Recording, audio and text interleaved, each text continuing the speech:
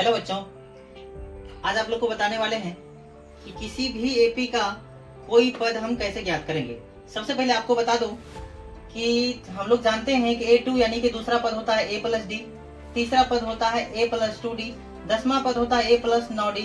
कहने का मतलब है जो पद रहता है उससे एक कम लगा करके डी में गुना कर देकर पहला पद जोड़ देने से वो पद निकल जाता है। उसी प्रकार से यहाँ सवाल है कि कोई भी यहाँ समांतर श्रेणी है 2, 6, 10, 14।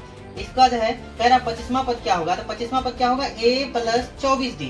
A प्लस 24D, तो A क्या है यानी A मतलब पहला पद 2 प्लस 24 और D क्या होता है बच्चों, D होता है जितना से या तो बढ़ रहा हो या घट रहा हो। 2 से 6 हो रहा है, 6 से 10 हो रहा है यानी बढ़ रहा मतलब प्लस में चल रहा है। तो कितना से बढ़ रहा है 4 से, तो यहाँ 4 से मल्टीप्लाई कर देंगे तो हो गया 24 गुना D यानी 24D हो गया 24 चौका 96, 96 2 98, इसका आंसर हो जाएगा।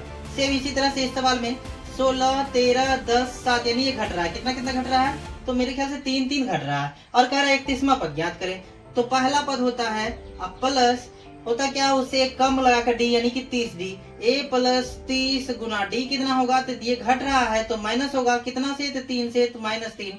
30 या 90 यानी माइनस 90 में से 16 अगर जोड़ दूं माइनस 90 में तो ये हो जाएगा माइनस 74, इसका आंसर हो जाएगा।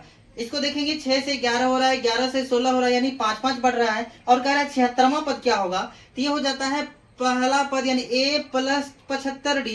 75 और D का वैल्यू क्या होगा, इसमें बढ़ रहा है तो प्लस में कितना से बढ़ रहा है, तो 5 से।